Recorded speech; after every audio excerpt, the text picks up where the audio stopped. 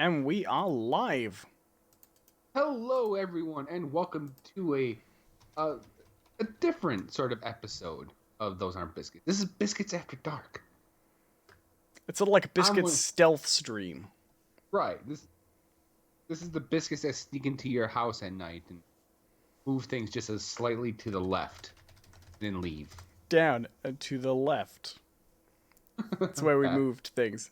back, and to the left. But no. I'm one of your hosts, John Cadot, and with me, as always, he costs $150 to turn his crank. Owen Adams. Hello. I also do come with downloadable installments of content once a month for the next 24 months. And he's all yellow. Yeah, but I mean that's really just jaundice. a very serious liver condition. I'd appreciate it if you didn't joke about it. I was born jaundiced, actually. I was born bright yellow, apparently. The hospital thought I had meningitis. My God, Mrs. Adams, the Pikachu. I mean, Pikachu wasn't around then, John, so... That's where they got the idea. Where the inspiration. I was electrocuting people. Right, exactly. Back and forth, you know? That was when I began my quest to be the very best, the best there ever was. To catch them was, in fact, my real test, and to train That's them not was true. my cause. You were the Pikachu. You were being caught. In fact, Owen is now speaking to us from inside of a Pokeball. It's actually quite a large ball. Roomy. What they tell you. I saw that Is it Detective right- is Pikachu it- movie, by the Yeah. way. Well, I'll talk Yeah, we'll about get it. to that. Oh, I'm sorry. Is my thing not as important as your thing, John? No, No. introductions. No. Don't worry about it, John. We'll get to that. We'll get to my thing. I'm sure we will. Sure we will. We have a format. We chit chat about our lives for a little bit, and then we both talk about pop culture things. I mean, we've been doing this for like 5 years at this point. Well, I'm gonna do something different. I'm breaking out of my shell. Pepper's freaking out. No. It is National Biscuit Day in Britain today. It is. Yes. I did it perfect. Planned it the whole time. Yeah. There was a vote on Britain's top biscuit. It was the milk chocolate digestive once again. Is there ever really a competition? The Cadbury Finger was in second place. I had a Cadbury Finger in second place once, and it was incredibly uncomfortable. I had to go sit in HR for like a whole week. HR? Where you think I was getting fired? Human resources, just never mind.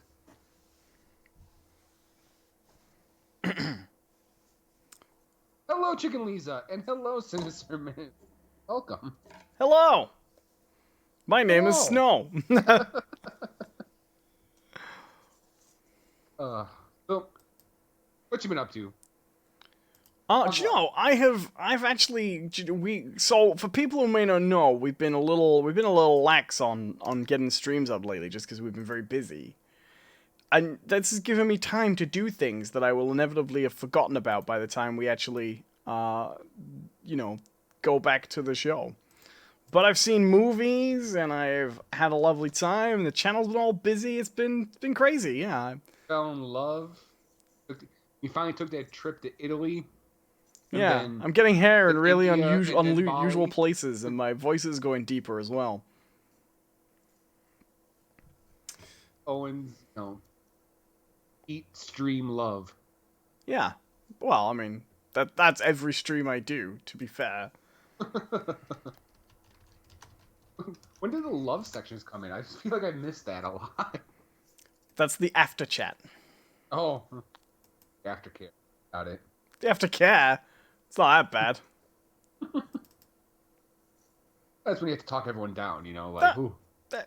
Yeah, don't you be slandering me. No, it's good. I went to see some movies. I went to see Detective Pikachu, which we will talk about, and I went to see Aladdin, Okay. which was a film. And let's see what else I did. I started watching Chernobyl, which is excellent. Okay. and finished Game of Thrones, which was a Game of Thrones. It was. You signed the petition? No, I am a normal person. Right. I also don't sit in a pram at the age of 31 and throw my toys out all day, funnily enough. But that's pretty much what I've been up to. We'll talk about the most interesting bits of it later on. What have you been up to, Joe Nathan? Well, so here's the deal. There's if those of you have noticed that this title of this episode has a some of a sinister tone to it. Right. But actually, it's just about your drinking problem. Yes, and that's exactly what I'm going to talk about. So things have spiraled in such a way that I was not expecting, and it kind of came out of the blue. Wouldn't the best conclusion of this be if this was you actually organizing your own intervention? Come on, guys! I need harsh feedback. Get real with me. We got all my loved ones, freaking Lisa and Sinister Minister. I don't even make that list. I've been doing this show with you for 5 years. And it's the people in the chat that get it. I don't even make the loved one list. In this depressing perspective on your life. I'm still third after these strangers. Oh, because you're the counselor. That's the worst bit. But I have to work at this? Fuck that. The counselor doesn't get to tell you how much you fucked up. That's the fun of an intervention. It's not helping a loved one. It's the chance to finally say all the shit you can't say at Christmas. Oh, we can speak freely? So yeah. Remember my baseball cards, you son of a bitch? Oh, let's No, you need to hear the whole story.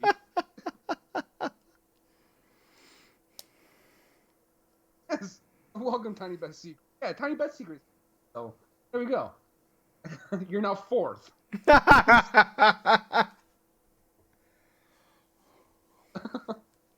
right. Yeah, it's National Biscuit Day.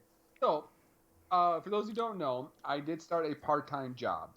I've been doing for about, it's been almost 2 months now.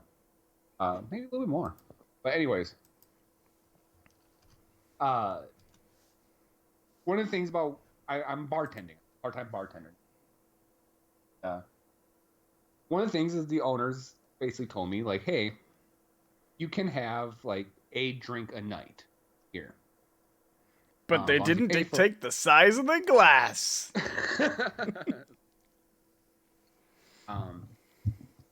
But no, it's, don't get drunk and pay for it.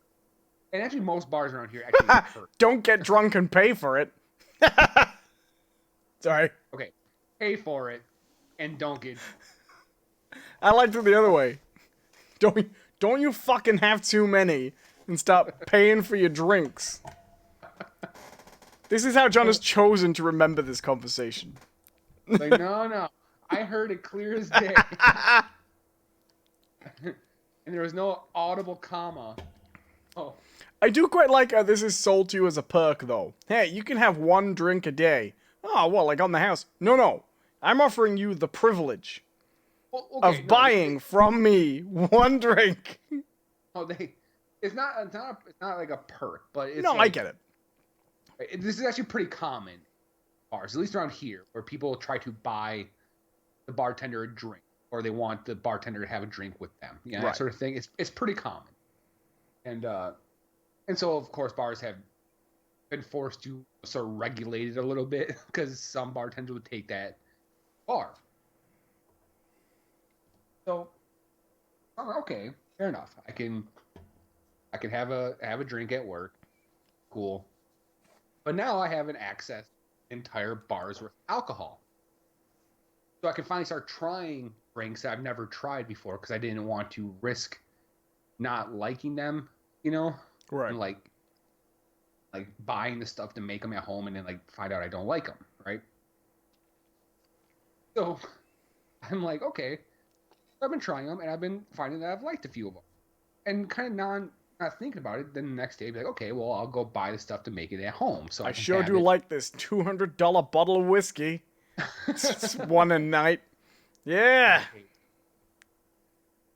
Um, but so I've been doing that where I'm like, okay, I'll go to the store, I'll buy the bottle I need to make this cocktail at home, and so if I get in the mood, I have what I need. Well, I didn't realize just how much I was actually accumulating in this manner. Wasn't really paying attention. And then a few days ago, well, not, about a week ago, I walking past my little bar set up in my apartment, and I decided to stop. I'm like, wait a minute.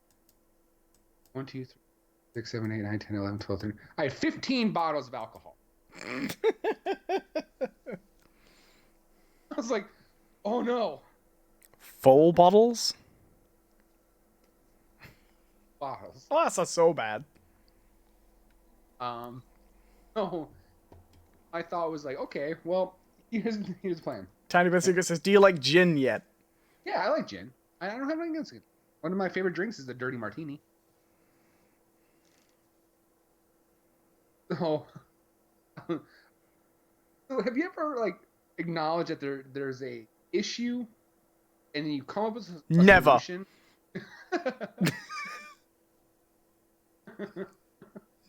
But like, you're like, okay, I now have a solution.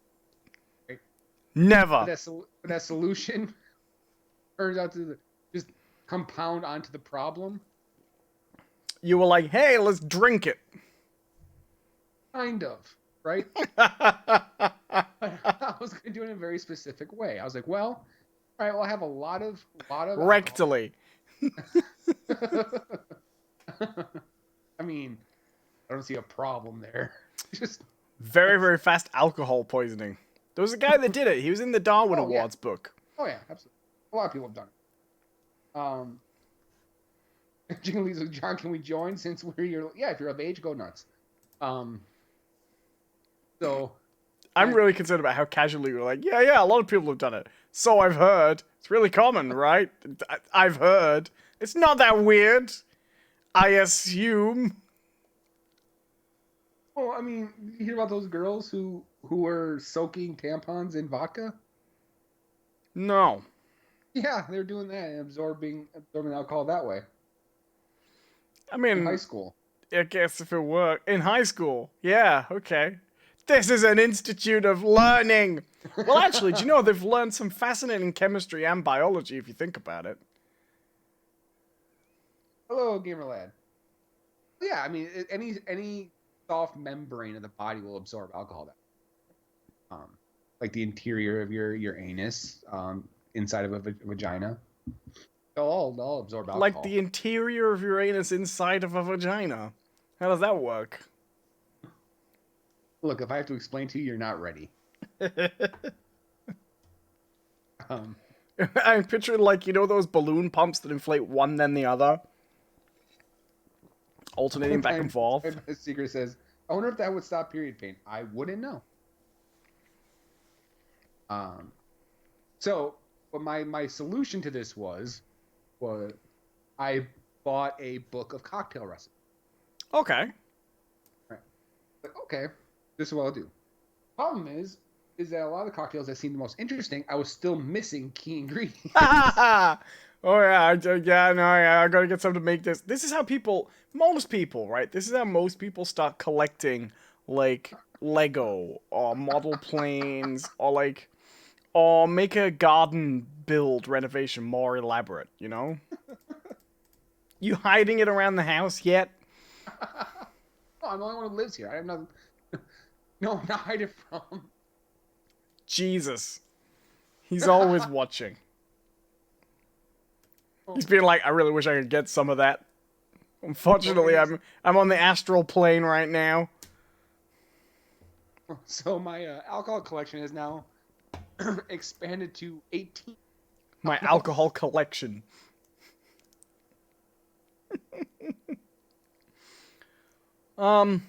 Okay. What's the plan? I mean, I don't know. I don't drink it. Yes. I think you should try and get through all of it on our next drinking show. Oh yeah. We'll do it like in college. Down it, down it.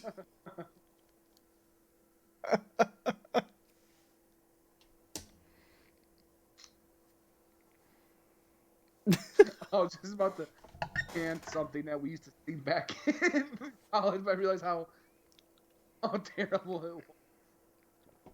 Well, now you have to. Well, we used to have this game where it would be you have to pound twice on the table, then clap, and then say something weird, and then pass it on to someone else. Like the "We Will Rock You" song. Sort of, right? And then the person would have to pound on the table twice, clap once, and then say the nonsense word you said, add their own, and then pass it on, right? So you. I can imagine how this goes, right? For the first few times, it's like bananas, and then bananas flurpity-derp. Bananas flurpity-derp. Steven, I've always loved you in a non-platonic way. Don't look at me. Banana flipper, Steven, I always loved you in a non-platonic way. Don't look at me. Hee hee.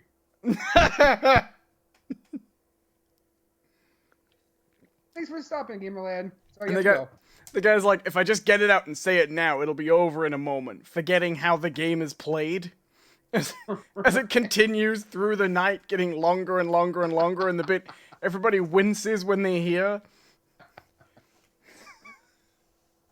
And he never gets called on again. Everyone's waiting for Steven's turn. Oh. So if you mess it up, though, right? You're gonna have to chug on your beer while everyone else chants, right? Now there's two variations to it, right? One for guys and one for girls. Right? Now, this is going to be. It is a drinking game. Now this is okay, it's not offensive. It's just vulgar. Okay, so if a guy messes up the game, everyone has to chant. Eats it, he beats it. You know he mistreats it. Drink, motherfucker, drink, motherfucker, drink, motherfucker, drink. Right? Uh-huh. And then if a girl messes up, it's sucks it, she fucks it. You know that she loves it. Drink, motherfucker, drink, motherfucker, drink, motherfucker, drink. Right? So, that's how that game goes. You know, I got tears in my eyes. It's the old ones that really bring it back to you, you know? It's the old prayers that really make you think of mom and dad. Right, I learned that in seminary.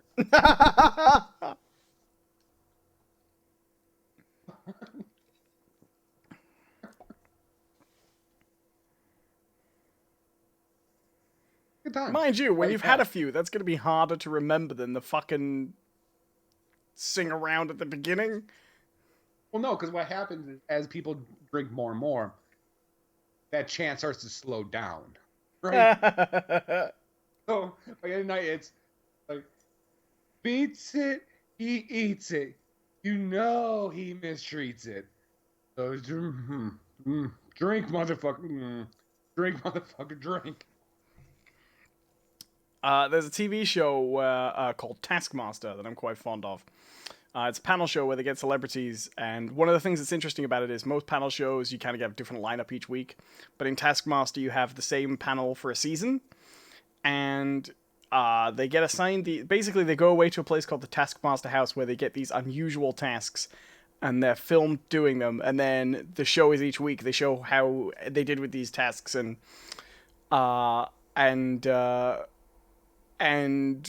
they have points through the season. There'll be a winner, and it's sometimes the tasks will be really simple, like make the biggest splash, and they have to find within the remit the weirdest way they can do it, or the most extreme way with limited equipment. Or sometimes they could be bizarrely complicated. So there was one where they had to stack. I think they were trying to stack slices of bread, but the guy who had the timer every every 10 seconds they had to come back, shake his hand, and claim to be from a different country, and then go back and stack more bread. And see how many countries they get to. And they did one task where it was like it was a verbal table tennis game, so they had to send words back and forth, basically, by shouting out a word, and then the person had to shout a word back that began with the last letter of the word that had been before it. So it would go like dog, garden, you know? And it goes on for a little bit, and then someone goes, Phoenix! So you had the next guy coming up and being like, shit! And then it's rolling off. It's a good show. They have a lot of games like that are kind of weird in it. Semester says, lovely. Yeah. What'd you do when you're in high school and college? It is if you're a reprobate. Well, I mean, that's a thing, right? That's what John did. Everyone else around's like, oh, John's trying to get us to play this fucking game again. So, Time Master says, Owen should fly out and join you for that episode only. Yeah, me and Owen tackle my 20 pounds of alcohol. We'll both be dead. I'd do it. Yeah. Can you imagine trying to explain that at customs, though? Could you just briefly explain the purpose of your visit? Well, okay. 5 years ago. Episode. I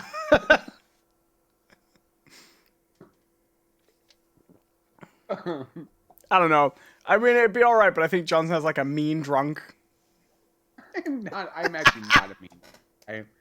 I am a goofy drunk. I get very, very silly. That's what all mean drunks say. Yeah, as I'm pounding someone's face into the floor. I'm so funny, silly. Right, oh, that's me. Just wild and wacky Jonathan. Let me show you my hilarious chainsaw.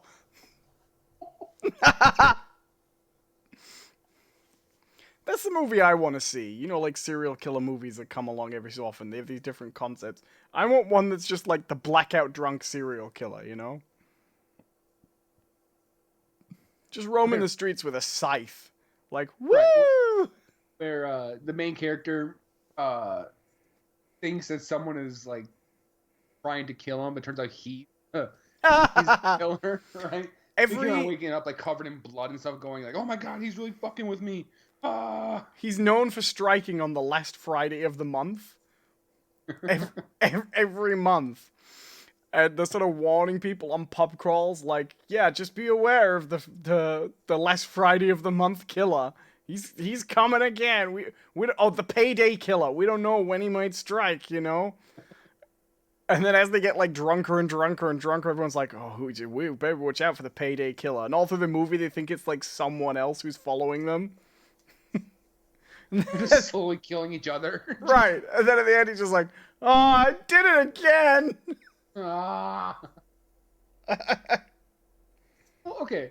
So, there's a town not far from me. It's actually where I went to college.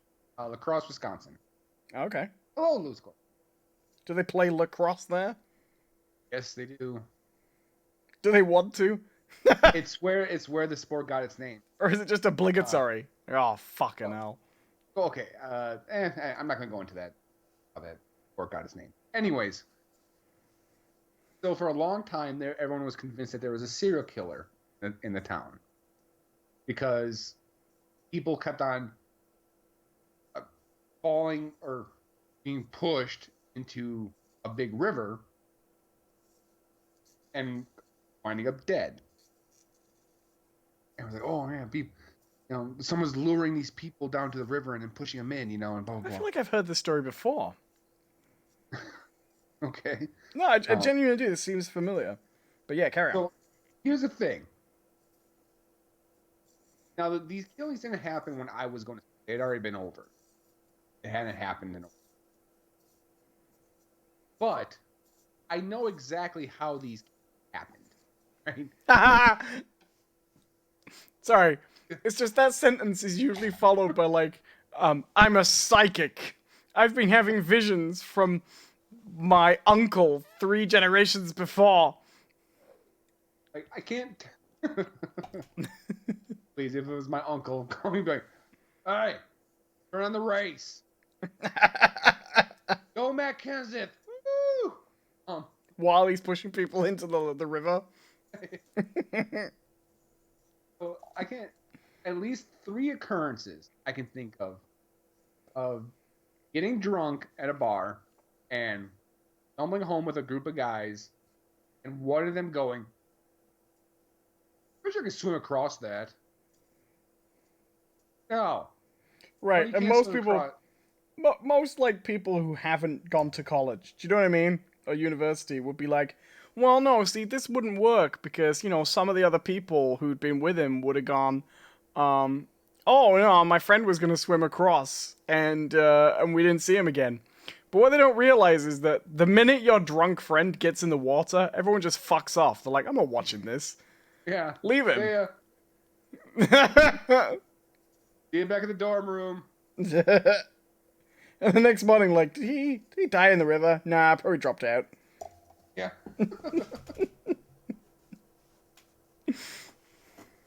I remember when I came to college, I got a dorm room, and my dorm was supposed to be a double, right? But the guy who I was supposed to share it with, like, just never showed up, right? He still went to school and still paid for his dorm and housing.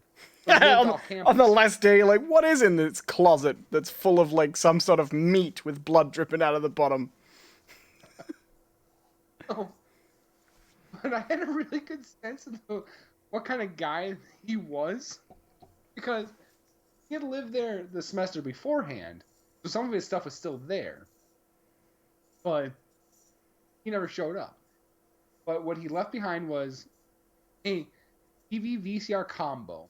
Now understand that this is 2008, so VCRs are already out. Like, people are already firmly into the DVD.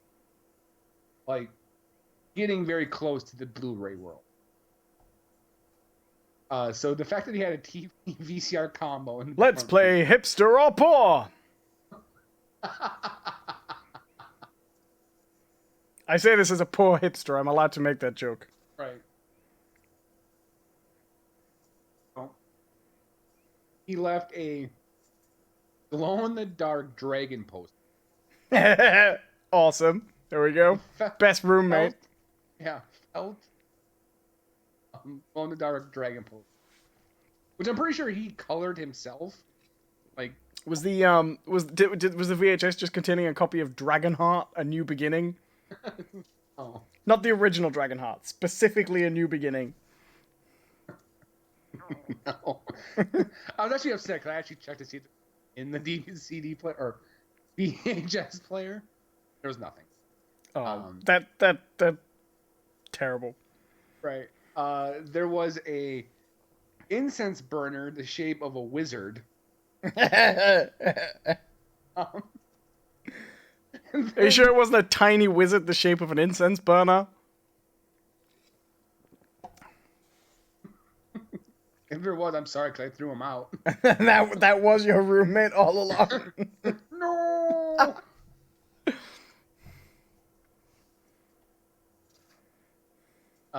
So, and then the piece de resistance, right? A set of version 3.0 D&D core books. 3.0. We're talking THACO. I can see why he left them. They were controversial books. Right. And a case filled with dice, but they were like hand-carved stone dice. You know, you can make fun, but I bet you'd have had amazing times with that guy. Oh, I bet you I would. But I'm saying, like 2008 Jonathan hasn't fully, like, embraced his nerdy side yet. He still wants to get laid. Do you know, I've learned something about John over the course of this podcast, and I think this episode really has fully crystallized it for me, which is that John lives in a world surrounded by murders, but he's sort of like Mr. Magoo, working his way through a haunting, horrifying world of killers who circle around John like specters. Sort of oblivious to all this haunting shit that's going on, you know? And every time you get one of these stories, every time John tells a story now, I just think, okay, where's the dead body? Like, actually hiding, you know? All these fast food stories make a lot more sense if these people are all trying to dispose of evidence, you know? So, here's the best part about this. I make it through the whole semester in this dorm room, right? With this TV and all this stuff still up, right? Except his wizard burner. Yeah, I did throw away the wizard burner. Weird.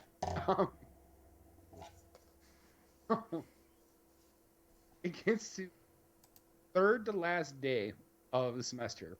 I come back to my dorm room, and the TV's gone. Like, everything else is still there, right? Books, poster, dice, also there. The TV's gone. Here's my issue, right? I was a little slow on uptake because my first thought was, "Oh, he must have came back and grabbed his TV."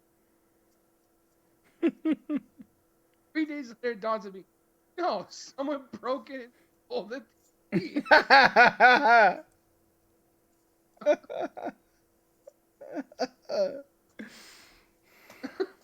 Did you have a TV, or are you just using his? This is what I want to know. I'm just using his.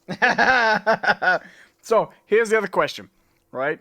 Did you go back to VHS for that semester for the sweet savings? No,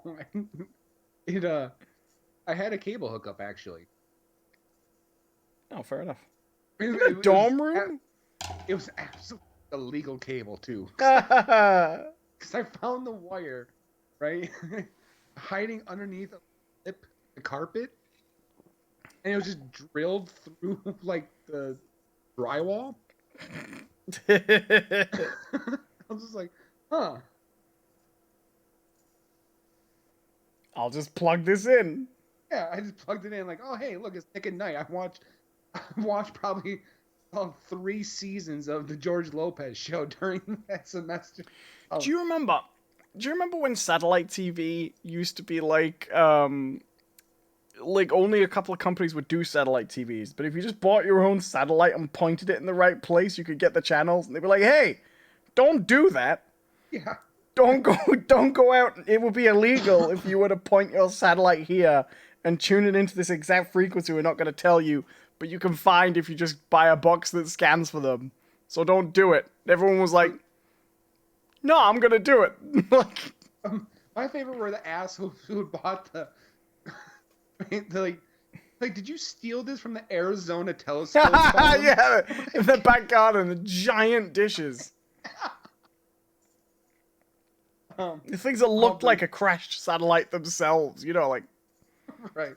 Aubrey says, "John, whatever you're doing has gone too far." Oh yeah, for sure. Everything I've done has probably gone too far.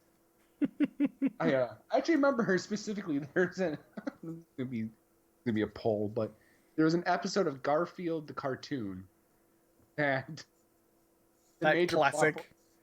One of the major plot points revolves around one of those giant satellite dishes. I don't think I've seen that one. Because the signal goes out, so Garfield goes out into the yard, gets on top of the satellite to try to move it. He's also holding onto a plate of lasagna, and he drops the lasagna onto the satellite, and then he gets sent into the TV world. That's also the exact plot of the movie Stay Tuned. Remember that? No. You ever seen that movie? It was, well, I'll look up with it. This guy's got a big satellite dish, and he gets into the background, and a guy comes around and sends him... Maybe it wasn't called Stay Tuned. This guy comes around and sells him... Oh, no! It wasn't the remote. He gets hit by lightning, and he gets sent into the TV in 1982. And, they did all these parodies of other TV shows that he went into. It was John Ritter. Okay. Because, you know, likable John Ritter, who was in all those things despite being a terrible actor. I like John Ritter. What's wrong with you? I liked him in he had that sitcom for a while that 10 Rules of Dating My Daughter or something like that. He was pretty good in that. Was he? Oh, Eight Simple Rules. Yeah, Yeah, 8 Simple. that was it. He was also JD's dad on Scrubs, I think. Yes, I think so. That was a good role. But, you know, he's one of those people who, his personality is in direct proportion to his beard. You know, like how on Star Trek The Next Generation, when Riker got a beard, he, like, became more interesting? John Ritter Right. went the other way when he got rid of his beard. That's true. He's a beard brain. All right. So you He went was and also the saw voice of Clifford the Big Red Dog, which I always find amusing. trying to figure out what this movie is talking about. Is it called Stay Tuned? It's called Stay Tuned, not tuned, but like, yeah. It's called Stay Tuned. Okay. Played Roy Nabble. Yeah. Rory Nipples. Durpine says, what do you think about Edgar Wright? He's alright. He's made some good films. Right. I like his cinematography more than his actual direct. I don't know. I like whoever. I can't remember his name, but he has a cinematographer that he works with quite often. That I like. Yeah, he's alright.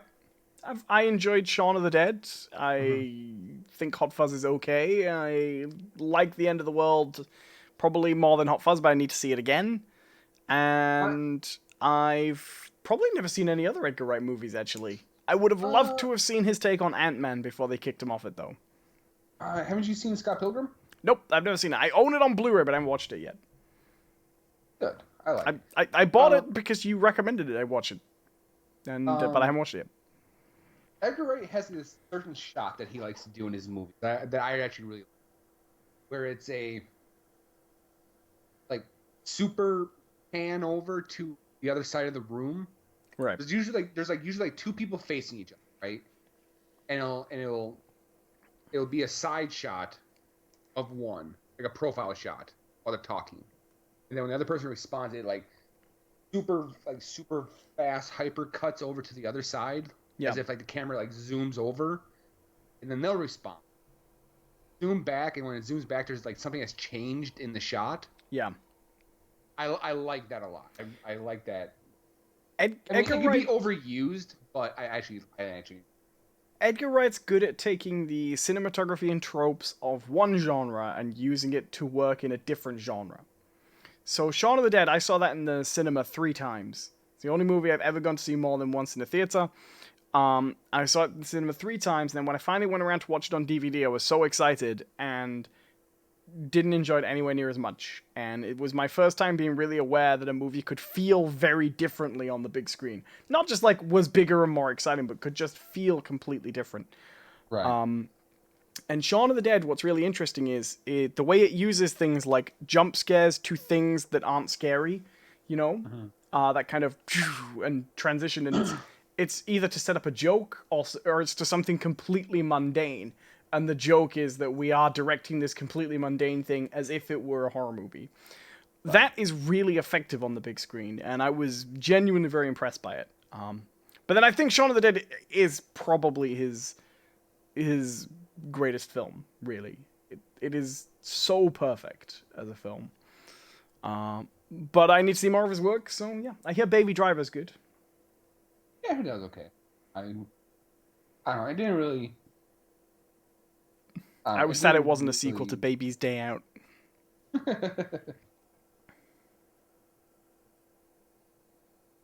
Oh, how did I get him mixed up with? Who am I thinking of? Who was the actor in Black Books? Dylan Morgan. Okay, they look very similar. Fair enough. Sorry. So yeah, I like Black Books. That's a good show. I like. I watched the entire one time on sort of a vacation. There's only like what 3 seasons of that. It is one of the shows that it's very specific tone lends itself well to half-depressed binge watching. Mm-hmm. You know what I mean? Oh yeah.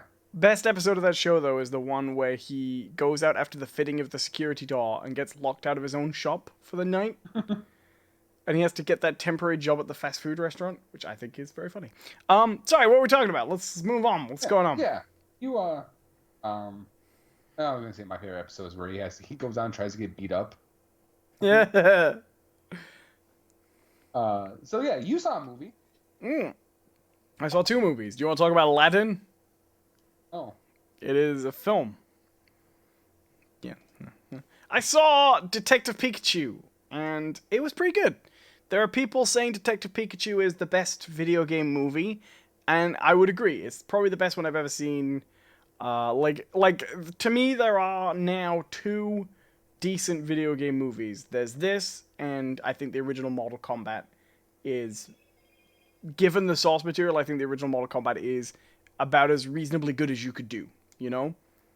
At the time. But Detective Pikachu is really good, really. I mean, it is a children's movie, and I think you have to judge it within that context. It's a kid's movie of a source material that is kind of weird.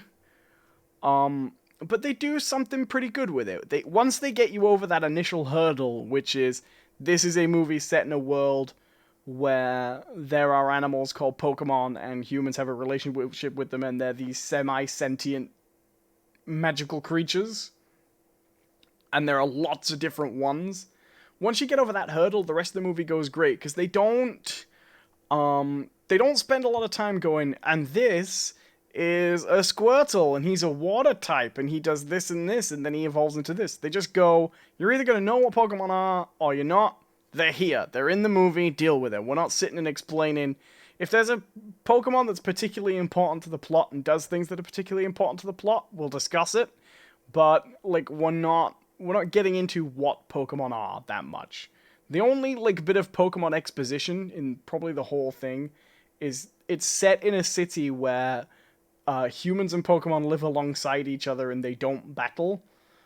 And on the way to that city, there's a little in Rhyme City, our visionary leader came up with an idea of Pokemon and humans living together, and that's the only bit of exposition in the whole movie, and it's specifically to cover something that's specific to this movie. Right. So they go with that approach. They basically go right from the beginning with the approach of, if you know what Pokemon is, you get it. If you don't know what Pokemon is, all you really need to know is there are magical animals. And then they make a few other things that makes a lot of sense. So they pretty much establish in this world, in this movie, everybody's got one Pokemon. And they do have a Pokeball, and they do show a character throwing a Pokeball, but most people's Pokemon just kind of hang out with them, you know? They say pretty much everyone's got a Pokemon partner, and that's your Pokemon partner, and you'll have a Pokemon and he'll hang around with you. They don't go into and you can carry 6, and it goes into Pokemon storage, and you battle them in the league. They just go, nah. It makes it sound like Ash is this crazy hoarder. It's when he's to send the cops over there, I'm pretty sure he's illegally breeding these things or whatever. Who has 6 Pokemon? Yeah. How does he feed them? The general idea is you have one, and it's like your best friend, you know, and he's your little pet buddy, and you take it with you, and it helps you and stuff. And yeah, it's set in Rhyme City, where people basically get along with Pokemon that way. In fact, they don't go into too much detail, but they imply that outside Rhyme City, it's normal to have a ton of Pokemon and keep them in Pokeballs. But in Rhyme City, the way you do it is you have your Pokemon who's more like your roommate than your trained dogfighting animal. I would love to carry my roommate Pokeball. Yeah, well, it is like that. It has that kind of tone. If I had one. But it's pretty good. No, it's about a kid who, Chet, I choose you. Not again. Have you cleaned the fridge yet? Just battle, Chet. Use, pay half the rent. Damn it. So, Justice Smith plays, Tim, who is 21 and has no Pokemon and does not want a Pokemon. In fact, his buddy's trying to always encourage him to get a Pokemon. And he just doesn't want anything to do with Pokemon. He's not interested. And then he gets news one day that his dad has died. And his dad, he was estranged from his dad because their mum died. It split up their relationship a little bit, and they've been out of contact since then. He's been living with his grandparents. And he goes to Rhyme City to find his dad because his dad was a cop. And, well, he goes to basically clean out his apartment, pick up his stuff and all that. But when he gets to his dad's apartment, he finds that there is a Pikachu hanging around the place who can speak, and he can hear him speak, which is weird, because that's not normal. For some reason, he can understand what he's saying. And his dad was... the Pikachu was wearing a little hat with his dad's name in it, saying, if lost, return to this address. So he's turned up to this address, and the Pikachu, he has amnesia. He doesn't have any memories. And they basically work together to figure out where his dad went, and because the Pikachu thinks his dad is still alive, and that's basically the setup for the movie. And then it's not a really like tight mystery movie. It's mostly a kids action movie. It goes from set piece to set piece, trying to solve this mystery, and it gets kind of dramatic towards the end. There are actually quite a few really impressive special effects sequences. There is a battle that takes place during a parade where there are all these big inflatable Pokemon balloons flying through the city. That's a bit like, like the end of the Batman movie, it's got that kind of vibe to it. There's a beautiful scene where they find this lab where people have been experimenting on Pokemon to try and make them do things like grow bigger and stuff. And there's a Pokemon species called Torterra, and they're like big turtles with little trees growing on their back, They look like little land islands, And they find out they've been experimenting on them to grow huge, and there's a huge earthquake scene as they find out that this mountain range is like 5 of these Pokemon the size of mountains. So there's some nice special effects sequences and just things like that. But mostly, it's just a movie where people are having fun with it. It's the story of this kid and Pikachu trying to find the dad. And he's, the kid's the straight man, and Pikachu's sort of the comedy sidekick, saying funny things. And they go through scenes with other Pokemon, and they kind of have fun with it. There's a running joke about the fact that, like, there's another character in the movie who's a female reporter who's trying to kind of break it big into the news, and she has a Psyduck. And they make this running joke about how Psyduck's whole thing is that if he gets a headache bad enough, psychic powers erupt from him.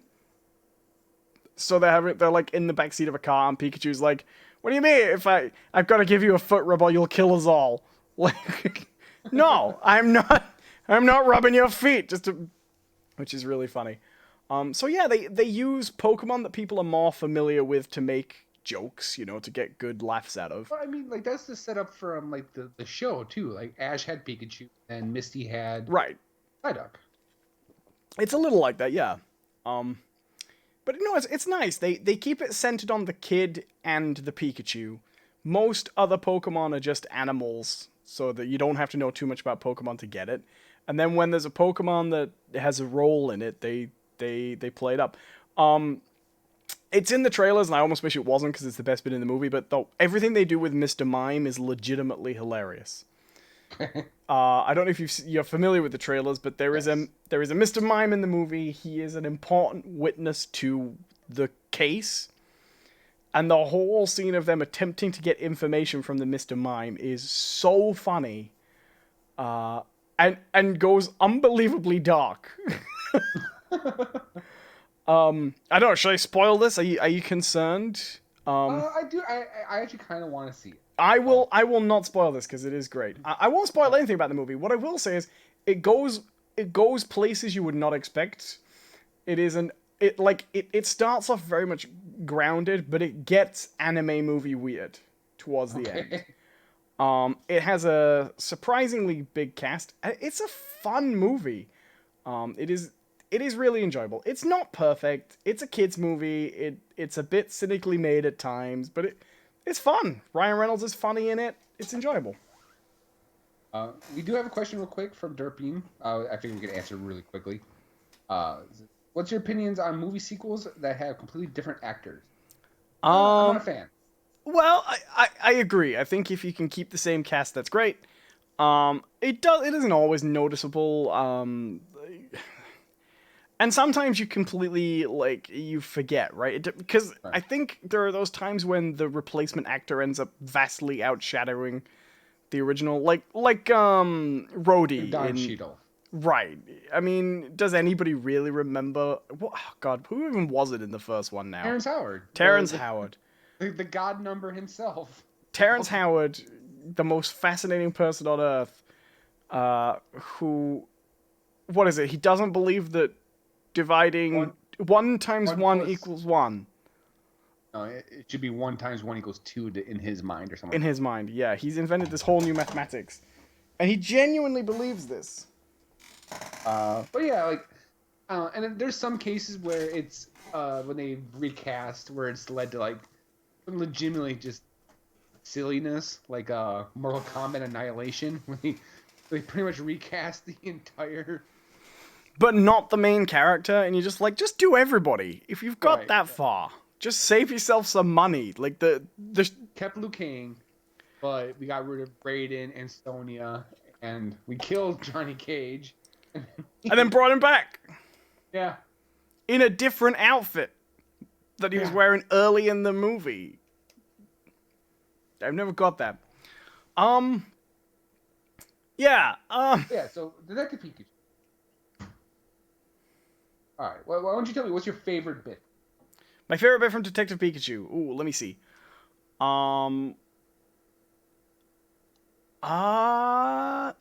So I, like everybody, had a favorite Pokemon as a kid, right? My favorite Pokemon is and has always been Snorlax, because I relate to that big fella. He's a big old guy who just wants to sleep all the time. Can't get behind that. And people who know, in the games, you encounter Snorlax 3 times. Each time he's blocking a major junction because he's gone to sleep in the way, and you have to use the Pokeflute to wake him up. Early on in the movie, when Tim first gets to Rhyme City, there is a Machamp who is guiding traffic around a Snorlax that has sat down in the middle of a big intersection and gone to sleep. It's a little moment, but it was just nice, you know? It was just, yeah, there he is. And I liked that. I don't remember who my favorite Pokemon was. It's like, it was probably like Charm, honestly. I liked Fire when I was a kid. Yeah. Were you a big Pokemon fan as a kid, or were you just kind of there for the trends? Not really. So I had Pokemon Red. That was the game I had. Played through it. I didn't collect them all. The Final Four or whatever the fuck they're called. And I was good. Like, I was good with it. I was like, okay. I was sort of like ignorant to the craze that was happening around me. I was like, oh, okay, well, this game was fun. And then like people are like, oh, and I'm like, you guys still talking about Pokemon? Like, this is right. Haven't we all moved on from that? Like, I was legitimately kind of confused, like why it latched on so much. I didn't see the appeal from the game. Like, I had fun with it, but like it didn't grab me in such a way. I think in the West, it was definitely more about the anime that grabbed people, because that was one of our first exposures to anime. And what's interesting about anime is the way it's always an ongoing plot that builds, you know? Right. And I think that captured people more. I've always thought it was a shame that Pokemon's so big as a trend in so many different ways, it actually obscures the fact that those games are really good, solid RPGs. Right. Because a lot of people are huge Pokemon fans, but they've never played one of those games. I think that's true. Because I think there's, if you really get down to it, you listen to people talk about, like, most people have like a really, I don't know, I don't want to say like convoluted, but when you start asking people about like, oh, which games were the best and what you like the most, and like, what are your favorite Pokemons, and they start breaking it down by like game mechanics, like, that's a level of fandom that goes beyond watching a show, you know? Oh, sure, but that's the game fans. And I think there is a separate fan base, separate larger fan base that's fans of the show, and then, like, the non-mainline games as well, you know what I mean? Like the Pokemon Ranger games and things like that. And then just Pokemon Go and stuff like that. It's such a huge thing, you know? I don't know. I actually think that Venn diagram has a much larger overlap than to be able to call them two like separate fandoms. You know what I mean? Sure. Like, I definitely think there's people enjoy just one or the other, but I think that there's enough of an overlap that they're the outliers. Maybe. Maybe. That's just my opinion. Well, I mean, how would you find out? Do you know what I mean? Right. Right. Um. So yeah. Anything else on? Nah, it's all right. You should watch it. We'll do it for our other show. Okay. So I have been playing a video game lately. Oh yeah. Yeah, and I got opinions. You got opinions. I have opinions. Oh yeah. Tell I'm me a about your little late to the opinions. party- A little late to the party, but I've been playing Assassin's Creed Odyssey. Well, I've still not played this. Okay, So, so I won't spoil any major plot points. There's one thing I do have to bring up, right? Because it's very important to my opinion, but it's not really a spoiler. It happens very early. Well, okay. So I got this game, and I knew it was in the vein of Origin. I knew that. right. I knew it was going to be more of an action game, more of an action combat game, but you still have the ability to play it stealthily if you want, but the stealth feels like incredibly dumbed down to the point where it's like it definitely feels like the game doesn't want you to play it. You know what I mean? Yeah, Like, I mean that's how Origins began too. Yeah. I've been having a really hard time, like, because there's like no hay bales. You know, there's nothing like that. There's like tall grass that you can crouch in, which doesn't feel the same. I mean, there's just certain things like you climb on top of when you play the other games, right? Where there's basic mechanics involving stealth in other Assassin's Creed. If a character was either above you or shared the level you were on, they could see. Someone was below you, they never saw you. Right? They don't do that in this game. Everyone can always see no matter fucking what. Yeah. Right? It's really frustrating. Like it doesn't make the game harder or make I gotta take it just makes it frustrating. So I'm getting to the point where I'm like, I gotta give up the stealth. You know, just play it like the action. Yeah, I mean, I can only speak to Origins, but my experience with Origins as well was that everything was very level controlled. So if you were a level 10 assassin and you decided to take on a mission to assassinate a level 20 target, your hidden blade and assassination move wouldn't even take down all the person's health. Right, that happens in this, which I hated. I don't like it. I don't like this. So just a quick rundown. You play as a character. I never played Origins. I never finished Origins. So I don't really know where we're at in terms of like the modern day story. But it feels very inconsequential, honestly. Yeah, I mean, the modern day story in Origins is really just there's a woman who is a Templar scientist who heads out without the authorization of Abstergo to test using an animus extracting DNA from just a mummy, basically. And so there's a bit of it's a little bit more substantial than Unity, which really didn't have any, but right. It's very surface level. So this one is, I believe it's the same scientist from Origins, Layla. I believe so, yeah.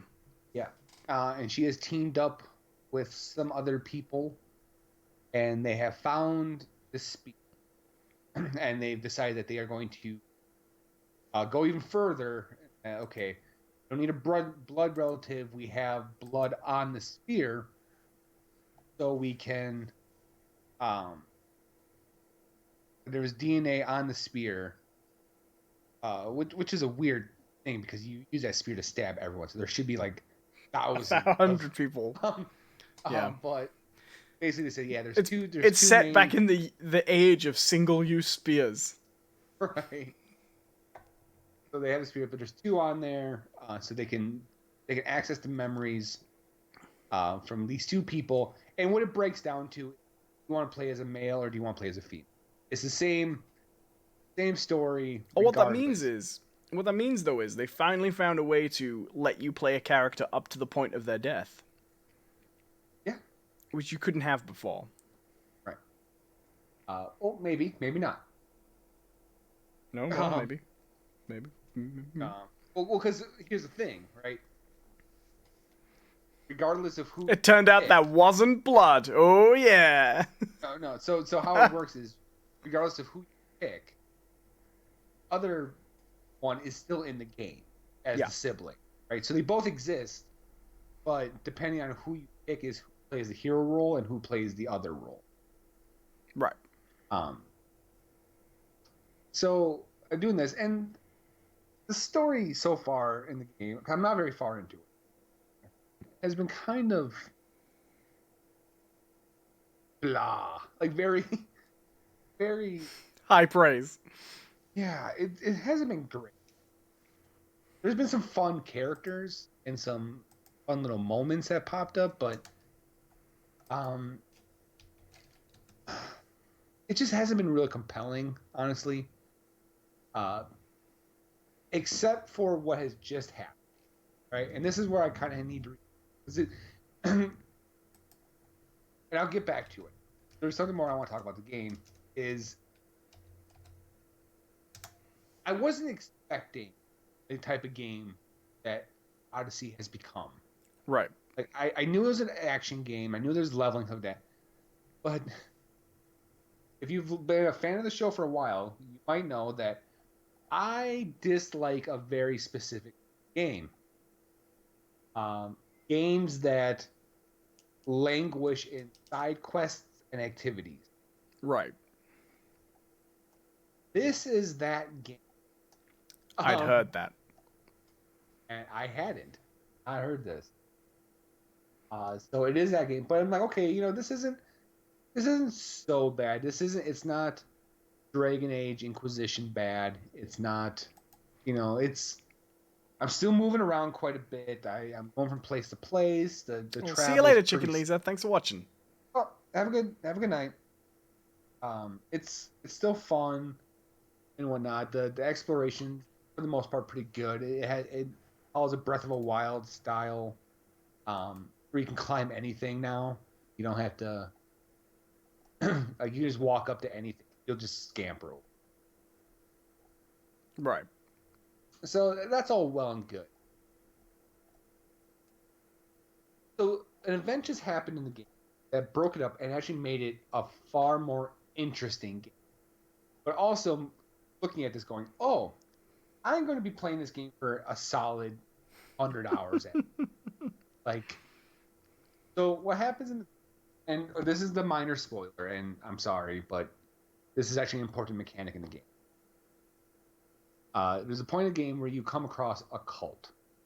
There's a cult called the Cult of Cosmos, and what you find out is that they're basically the Illuminati, the ancient Greek Illuminati. They're secretly running the Greek world, using the oracles. Right. Because everyone still believes in the prophecies that the oracles say. But basically, the cult is pulling the string. You find this out, but what happens is when you find out, everyone's wearing masks at this meeting that you infiltrate. Everyone's wearing these masks, and you don't know who anyone is. But would you uncover like the identities of like 5 of them?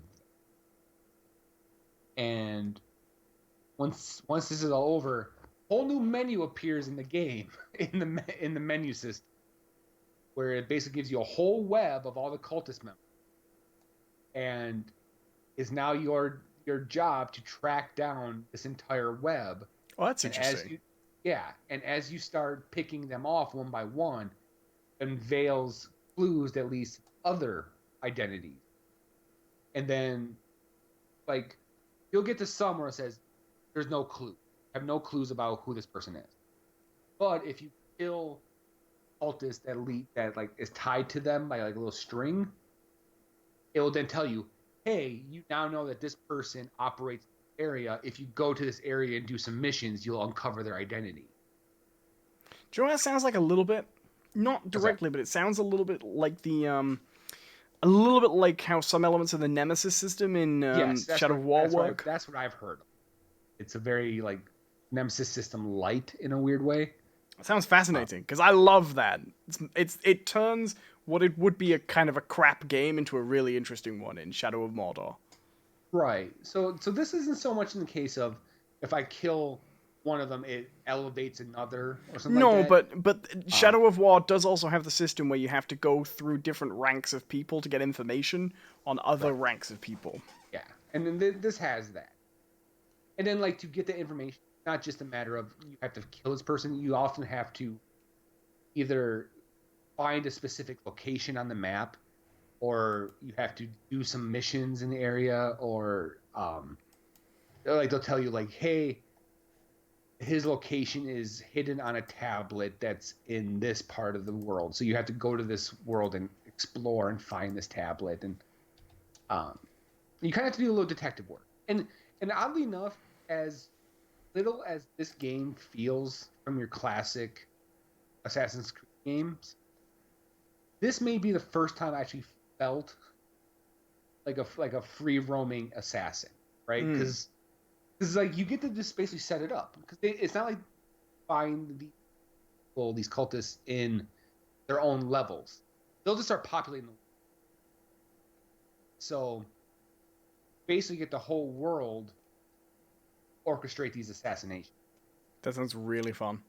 Yeah, it's pretty neat. And I mean, a lot of times what I've seen so far is that they're hidden in places that already have enemies there.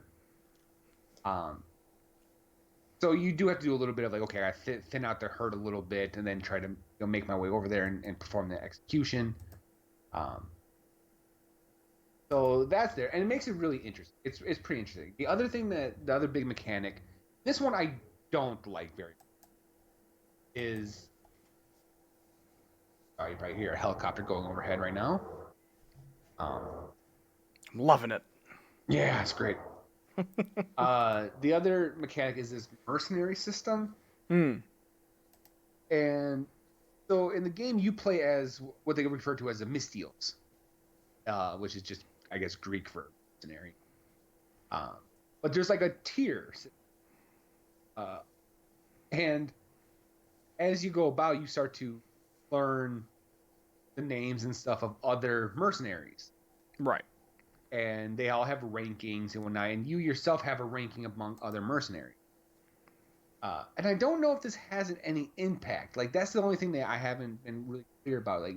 Like does it benefit me to be higher up on the rank or not? But what happens is, as you go about, if so, this is where it gets a little frustrating. The game feels like it's designed not as a stealth game, Yeah. but it does punish you for not being somewhat stealthy. Right? So if I charge into a military base and start fighting everyone, someone then puts a bounty on it, almost like a wanted system. And Right. the So higher your so they've bounty, got rid of the benefits of stealth but kept the consequences for failing stealth. right? That's annoying. Yeah, it really is. And these mercenaries suck. They really suck. Because as soon as you get more than one coming after you, you're helpless. Right. Because they're pretty tough. You can take them, right? But even if you do kill the mercenaries, your bounty doesn't go away. So another one will just go up. And Oh, so killing the mercenaries doesn't even help you out? Doesn't even like reduce right, your wanted level? no, all it does is like you up in the rankings. So I mean, Oh. theoretically, if you were max level, could go and get yourself the biggest wanted level you possibly could. Sit back and wait for every mercenary in the game to come after you, and then kill them all, right? Uh, Oh, that's not good. yeah, it's not. The only way to lower them is either you pay them yourself, which isn't really much of an issue because money has not been hard to find in the game. I like that Or that's an option though. yeah, Just pay them off. They're mercenaries after all. yeah, you can pay off your own bounty, or and this I do find actually kind of interesting is the game will actually tell you exactly who put the bounty out. It'll actually Oh, so mark you it can on the map. track down the source. You can track down the source of who put the bounty on you and kill them, and That's it'll great. lower your bounty. That's Right? really great. It's actually pretty neat. I like it. And a lot of times it's just like a random soldier in a fort. So you have to infiltrate a fort, kill this one like lowly soldier, and then get the fuck out. You know, um, it's interesting. Like mired in all these sort of frustrating mechanics is maybe the most Assassin's Creed game there is, right? Right. It's like the amount of freedom and like like okay, so here's another mechanic, right? Is that so this takes place during the Peloponnesian. For those who don't know, this is a big war between Sparta and Athens. Eventually, Sparta did win it in a way, but um, it basically came to a stand because Sparta didn't want to invade mainland Athens, so they just went home. That's really how the Peloponnesian War ended. Went home. They basically stood at the gates of Athens and said, "Hey, we won." Athens like, "All right, going home now." Okay, It's really that's funny. kind of how it ends. Don't know your history. But so this game takes place during this Peloponnesian War, and you go from island to island in the Isles, and each one kind of has allegiance, and so you'll go to one. It's like, hey, this is under control of Sparta. This one's under control of Athens, and you can sway it. You can sway the allegiance or who's in control, and you do this in a really interesting way. You have to go through and as you find locations, you can go in and you burn war supplies, and it lowers the country's power. Um, Eventually, you can Sounds like uncover, Just Cause. yeah, and just straight up murdering soldiers of the in power faction lowers the country's power. So you can theoretically eliminate their power hold on the island by just killing everybody. You know, but one of the you have to do is eventually you have to uncover the leader.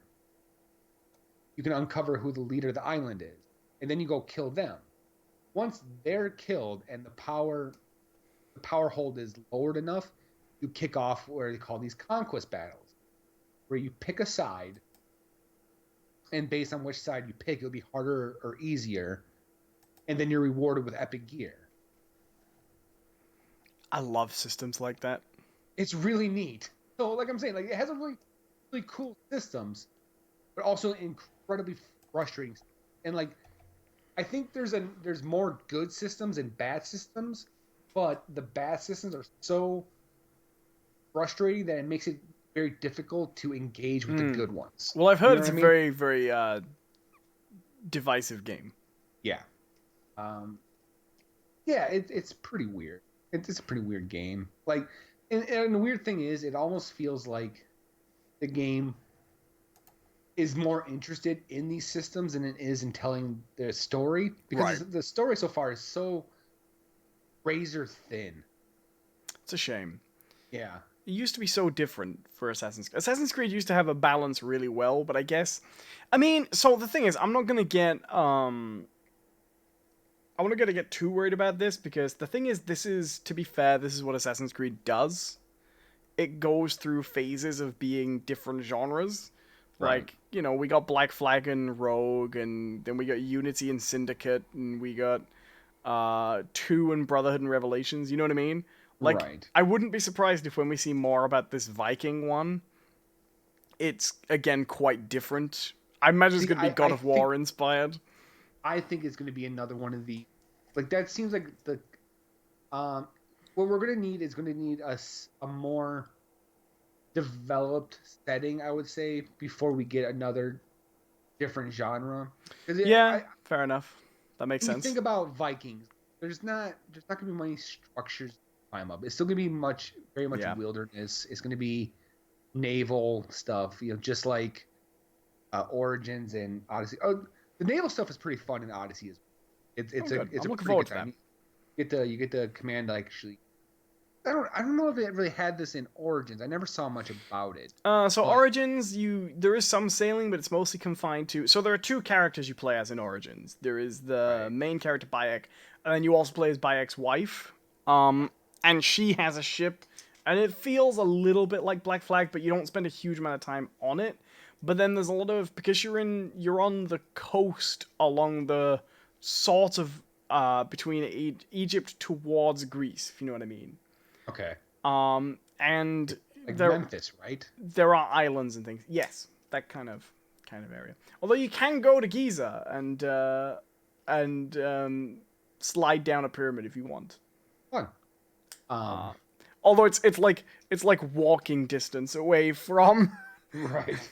It's that Assassin's Creed thing of like I mean, it is huge. It would take you longer to get to these places, but if you had a decent camel will take you from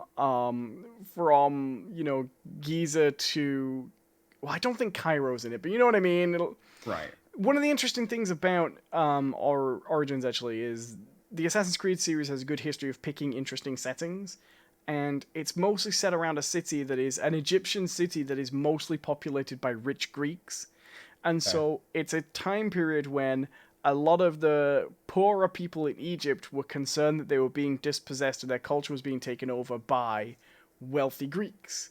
And that's an interesting setting that I think most people won't know about. And that's when the Assassin's Creed series really works, you know? Sinister Minister says in chat, upgrade your ship in Odyssey.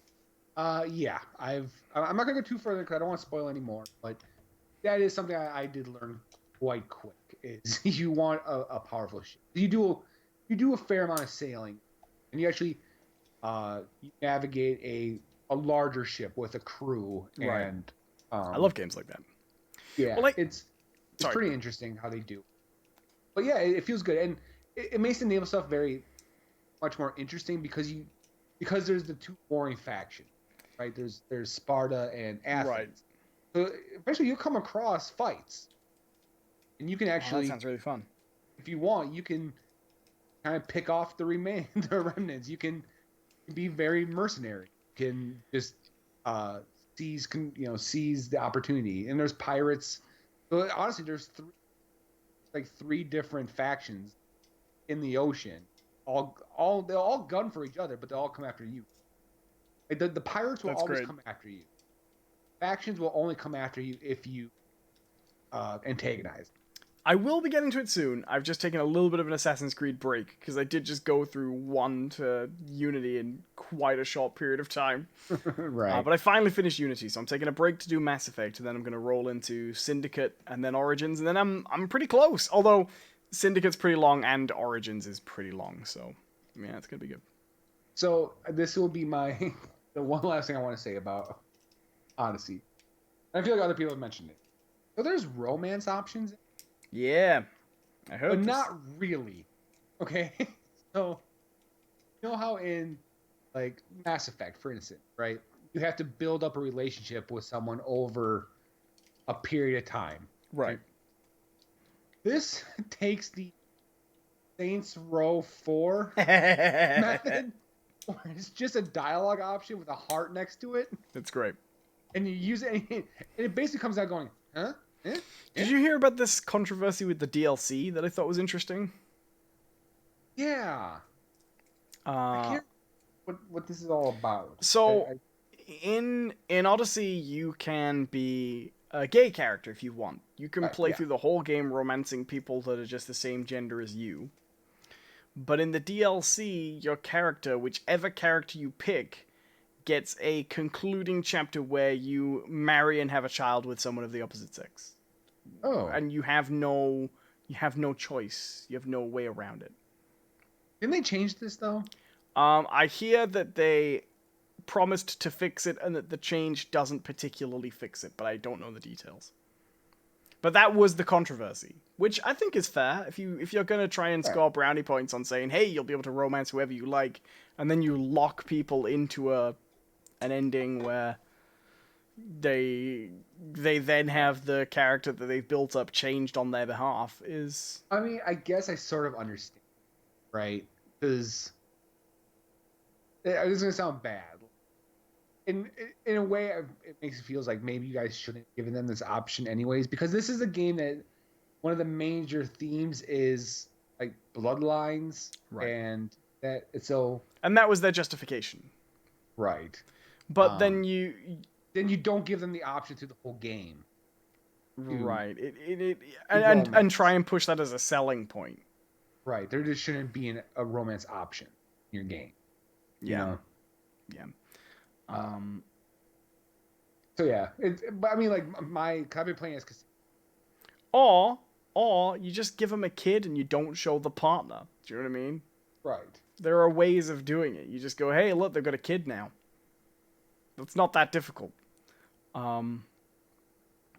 So I actually have to finish up soon. I'm gonna have to wrap up. But before I do, I just want to send the word out to people and to you, Jonathan, that if you are not watching Chernobyl, it is the finest TV show on TV right now, and one of the absolutely best factual dramas I've ever seen in my life. It is incredibly good. I've heard it's really good. What is it on? Is it on Netflix? Well, it's an HBO and Sky UK joint production. You watching that? It is it's in a way it's basically a British TV show. I think Sky's making it and HBO's paying for it. Sky is HBO's been doing this lately. Yeah. They're doing that with the His Dark Materials. Right, I think that's a BBC show actually. Yeah, BBC's doing it, but HBO's doing it here. And then they did. I don't know how they're doing. Yeah, and that's something that's become more common. Netflix and the BBC made an adaptation of Watership Down recently that was pretty interesting. Yeah, it's becoming more common. But if you can, is Good Omens a joint production as well? I believe Good Omens is Amazon BBC. So yeah, so yes, I'm not going to talk about it too much on this show till it's finished, because I think it's only about 5 parts long. It's not a long thing. But it is really fascinating. If you're interested in Chernobyl, what I will say is the first episode does a really great job of just dramatizing the incident. And then the second episode seemed to be mostly about how they basically went from the incident to figuring out what was going on. And then it's getting deeper into, essentially, what that meant in a time when the truth was political, if that makes sense. And it is really good. I have seen a lot of people complaining about the fact, and this is something that really annoys me, that it is set in Russia, and yet everybody's got British accents. And this seems... Get over it. This seems to be more common from American viewers, I think, who are not used to necessarily just all TV being in British accents. But I have a bugbear with this. I would much rather that than the thing where they have them speak English but in like a Russian accent. Because they're supposed to be speaking their native language, but it's an English language show. Now, okay. People don't speak their own language with a thick accent and as if they were speaking a second language. Just okay. I hate that. What people need to realize, right, is you don't want it the other way, right? You really don't. Right. Like British being the default European character voice is fine. It's just shorthand. That's all it really is. It's shorthand saying this person's European. Right. We'll tell you what their nationality is, and from there on, that's who they are.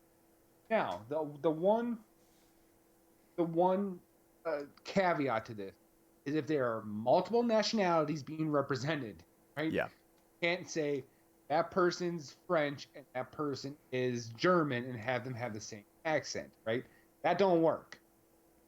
But if you're dealing with a group of characters that are all from the same country and they all speak a British accent even though they say that they're Romanian, who the fuck cares? Right.